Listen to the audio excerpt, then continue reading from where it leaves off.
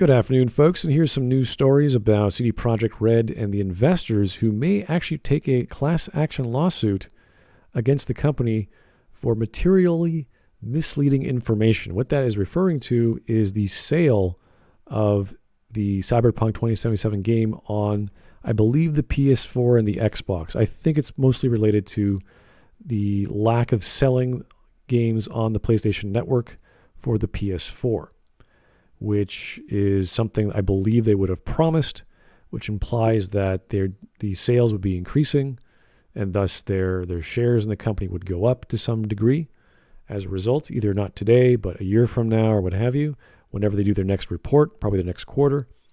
And the person involved is an actual lawyer who has actually bought the game.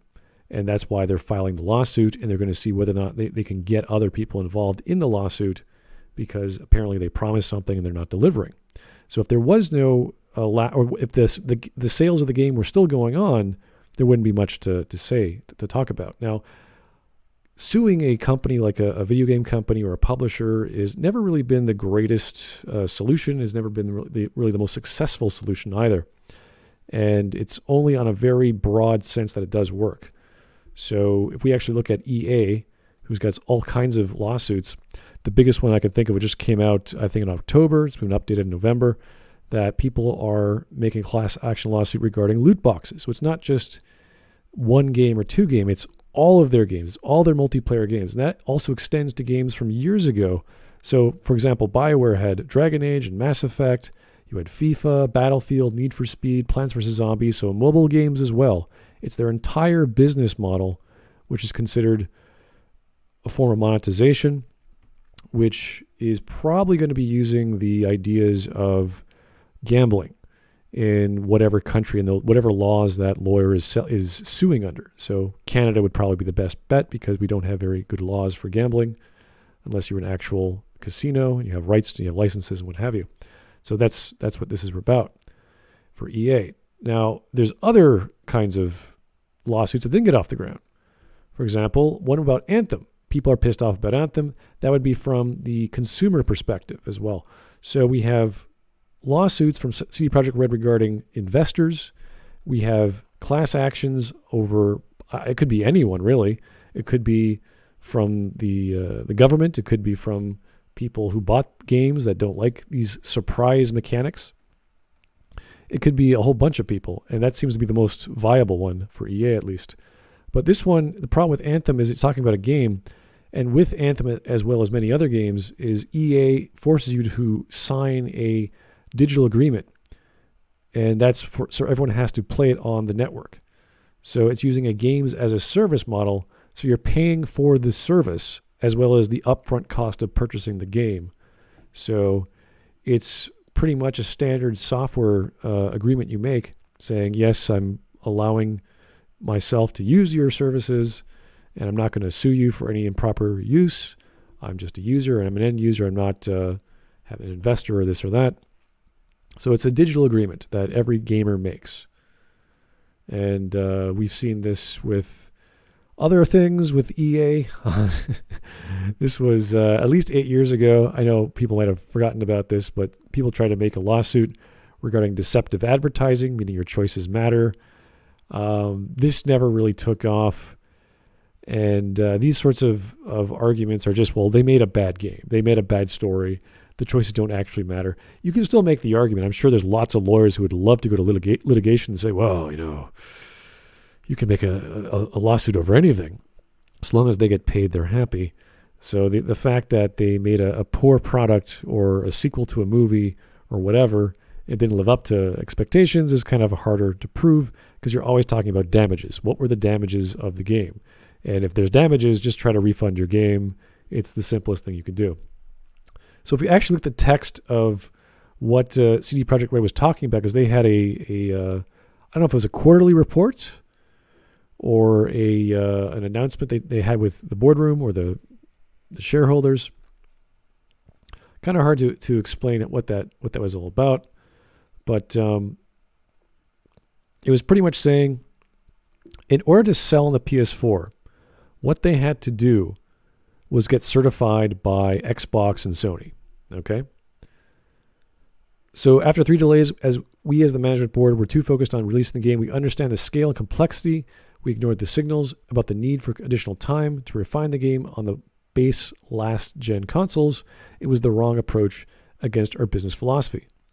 So they were like, we know it's a problem, but we didn't realize about the issues, that how much time that would take. So they weren't too clear exactly what was going on. And here is 2 strange sentences which don't make sense in regards to certification. In terms of the certification process and the third parties, this is definitely on our side. I can only assume that they trusted that we're going to fix things upon release. So what this means is they knew they were sending Sony and Xbox a broken game or a buggy game or whatever. Sony and Xbox say, certified, go ahead, sell your game. CD Projekt Red goes, oh, okay, but we weren't expecting that, and now we have to rush to get it working. And that obviously did not come together exactly as we planned. So they knew it was a problem. They weren't expecting the process to work, to get it openly sold. They got it approved, and now they're scrambling, which is a strange thing to admit. You're pretty much admitting guilt. You're saying this is a bad product, but we're gonna certify it anyway. Which just begs the question, why don't you just not sell it? Why don't you just simply put it on the platform which is ready to go, which I believe was PC, at least arguably, and wait off on the Xbox and the PS4 release? That would have made sense. Now, here's another part which is a little confusing. Having said that, I'm not saying it's going to be a bad game, but if your expectations regarding, say, visuals or other performance angle are like this, then we're openly stating that's not going to be the case. It will be a good, playable, stable game without glitches and crashes, though that's the intention. And this is all in regards to come January and February. So this is all on December 15th when they're having this whatever you want to call a quarterly report or quarterly conversation regarding what's happening. So it's a strange thing to look at how they're trying to rationalize themselves. And again, we looked at the stock market price. It keeps tanking. It's dropped beyond 33%. I believe it's now 42%. That is ginormous in terms of, what is that? December 21st. That was 17 days. It's dropped almost half. That's a huge number. Put that in perspective. Here's their overall. So this is all sentiment. This is all believed value of CD Projekt Red. So if they say they're going to come back in January and February, great. Hold off until you make your purchases if you have access to the Warsaw marketplace. So strange things how all this works in the world of CD Projekt Red. The actual lawyer who's doing this is a investor as well as a guy who bought the game. So he wants to see whether or not an actual class action lawsuit can take place, and he wants people to contact him, which is absolutely free because he's also a lawyer, and see if we can actually go ahead. They can actually go ahead with that whole issue on the whole focus that the PS4 sales were canceled, and therefore there's a lack of revenue coming in from the PS4 platform, and that's going to be their argument. I don't think it's going to turn out. I don't think it's going to happen, but maybe there are some legalities there if they did promise that, in fact, on December 10th on the release of the game, and it ultimately got pulled. So I don't think it's going to happen, but you never know. CD Projekt Red continues to try to play catch-up and fix those bugs come January and February. But these are the news about Cyberpunk 2077. I hope you guys enjoyed the game if you bought it, and if you got shafted, got your rebate or your refund, and playing better games. There's lots of games to play this year, so go through that library on Steam that you've been holding off on. 2020 would have been it to catch up. But anyway, thanks for listening. Have yourself a great day.